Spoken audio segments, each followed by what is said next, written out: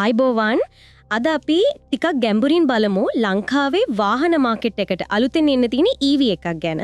මේ බ්‍රවුන්ස් එකෙන් ගේනවා කියන BAW E6 නේද? අර බීජිං මොබයිල් කියලා එක. ඔව්. ලක්ෂ 45ක් වගේ ගාණක් කියලා ආරංචිය. then John Keels Nokia වගේ කට්ටියත් EV ගේනවානේ. එතකොට මේකේ විශේෂත්වය මොකක් වේද? ඇත්තටම අපිට දැනගන්න ලැබුණ විදිහට නම් මේක ලංකාවටම හදපු ස්පෙෂල් එඩිෂන් එකක්ලු. එහෙම එකක්ද? ඔව්. ඒ කියන්නේ අර වෙබ්සයිට් වල තියෙන normal E6 එක නෙවෙයි කියන එක සමහර වෙලාවට පොඩි වෙනස්කම් ඇති. අනික BAW කියන බ්‍රෑන්ඩ් එක ගත්තොත් ඒක පරණ එකක්. 1951 ඉඳන් තියෙන්නේ. චීනේ. එච්චර පරණද? ඔව්. මුලින්ම හැදුවේ අර මිලිටරි වාහන.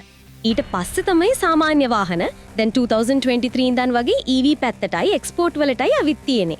යුරෝපෙ ටිකක් යනවා කියලාත් කියනවා. හැබැයි ඉතින් ලොකුම කතාව මිල නේද? ලක්ෂ 45යි.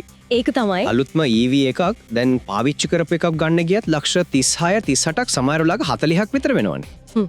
ඕ. එහෙම නැත්තම් අර පරණ EV සමහර ඒවා මිලියන 5 වෙනවා. ඒ බලනකොට මේක ආකර්ශනීයයි. ඒක ඇත්ත. අනික අර LOLC එකෙන් ෆයිනෑන්ස් දෙන කතාවකුත් තියෙනව නේද? ඔව් ඒකත් තියෙනවා. මොකද බ්‍රවුන් සහ LOLC කියන්නේ එකම අයිතියක් යටතේ තියෙන්නේ. හරි. ඉතින් සාමාන්‍ය ලක්ෂ 4.5ක් වගේ ඩවුන් පේමන්ට් එකකින් ඉතුරු ගාණ ඒ කියන්නේ ලක්ෂ 39ක් 40ක් වගේ අවුරුදු 7ක් දක්වා ගෙවන්න ෆයිනෑන්ස් දෙනවා කියලා තමයි කියන්නේ. අවුරුදු 7ක්? ඒක ලොකු කාලයක්. ඔව්. ඉතින් ඒක අර ගන්න කෙනාගේ කැපැසිටි එක මත තීරණය වෙයි. ඒත් මේ වගේ පහසුකමක් දෙන එක ලොකු දෙයක්. ඒ කියන්නේ අලුතෙන් EV එකකට යන්න බලන කෙනෙක්ට නැත්නම් අර පරණ පෙට්‍රල් වාහනේ මාරු කරන්න ඉන්න කෙනෙක්ට මේක හොඳ තල්ලුවක් වෙන්න පුළුවන්. අනිවාර්යයෙන්ම. වෙළඳපොළ පොඩ්ඩක් හෙල්ලෙන්නත් පුළුවන් මේකෙන්. හරි මිලයි ෆයිනෑන්සයි පැහැදිලි. එතකොට අනිත් වැදගත්ම දේ ටෙක්නිකල් පැත්ත බැටරිය වගකීම. බැටරි වගකීම ගැන පොඩි තැන් දෙකක දෙවිදියකට වගේ තියෙනවා මම දැක්කා. එහෙමද? ඔව්. එක තැනක කියනවා අවුරුදු 10ක් හරි කිලෝමීටර් ලක්ෂ 2ක් හරි කියලා. ලක්ෂ 2ක්. ඒක ගොඩක් හොඳයිනේ. ඔව්. හැබැයි තව තැනක තිබුණා කිලෝමීටර් 122,000ක් කියලා. ඉතින් ඒක හරියටම කන්ෆර්මේෂන් එකක් ගන්න වෙයි වාහනේ එනකොට. ඒක නම් බලා ගන්නම වෙනවා. චාර්ජ් කරන්න කොච්චර වෙලා යනවද? රේන්ජ් එක? චාර්ජ් කරන්න පැය 6ක් විතර යනවා කියන්නේ. ඒ කියන්නේ ස්ලෝ චාර්ජින් කියන්නේ. රේඩ ගාලා තියන්න පුළුවන්. ඔව්. එකපාරක් ෆුල් චාර්ජ් කරාම කිලෝමීටර් 220ක් දුවන්න පුළුවන් කියලා තමයි රෙකමෙන්ඩ් කරන්නේ. 220ක්. ඒ කියන්නේ කොළඹ ඉඳන් නුවර ගිහින් ආපහු වෙනකොට මාවනල්ල පහුවෙද්දි වගේ බහිද? ඔව් අන්න ඒ වගේ තමයි. මැදක් හරියට එන්න පුළුවන්. ඉතින් නගර ඇතුලේ දුවන්න නැත්නම් ටිකක් කිට්ටු ගමන් යන්න නම් ඇති. නගරයට නම් ඇති. හැබැයි ඉතින් ලංකාවේ සමහර වෙලාවට හදිසි දුර ගමනක් යන්න ඕනොත් එතකොට ටිකක් කඳු පාරක ගියොත් 220 කියන එක ප්‍රායෝගිකව බලපයි නේද?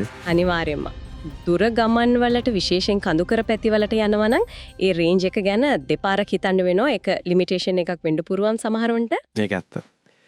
මේ E6 හැරුණම වෙන මොඩල් එහෙමද කියනවාද යාලා? ඔව් තොරතුරු තියෙනවා. E6 එක ලක්ෂ 45යිනි. ඊට අමතරව E7 කියලා එකක් ලක්ෂ 47කට විතර. තව පොඩ්ඩක් වැඩිපුර. ඔව්. අනිත් එක අර වෙලින් AR කියලා මොඩල් එකක් ලක්ෂ 50කට කිට්ටු වෙන වගේ එන්න තියනවා කියලාත් කියනවා.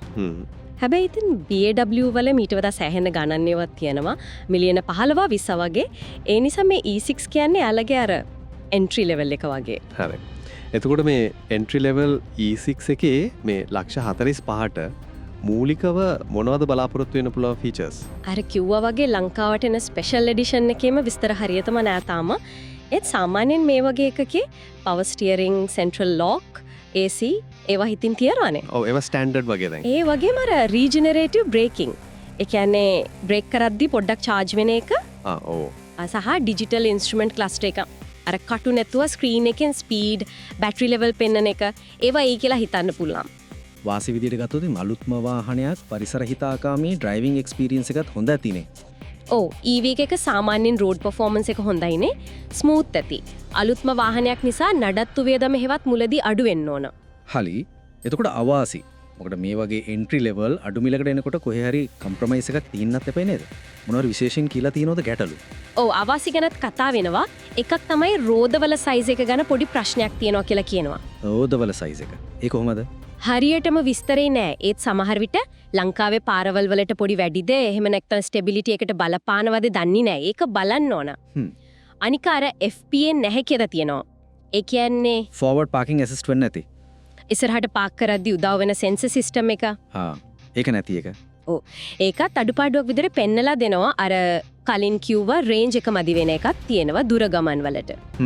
හැබැයි මේ ඔක්කොමට වඩා ගොඩක් අය අවධානය යොමු කරලා තියෙන ප්‍රධානම දේ තමයි මූලික ආරක්ෂක පහසුකම්. ඒ කියන්නේ බේසික් සේෆ්ටි ෆීචර්ස්. සේෆ්ටි කියන්නේ ඒ බෑන්ඩ් වගේ දේවල්ද? එයාර්බෑග්ස්, ABS ඒ වගේ දේවල් කොහොමද කියන එකේ ලොකු අඩුවක් තියෙන්න පුළුවන් කියන එක තමයි ප්‍රධානම කන්සර්න් එක විදිහට පේන්නේ.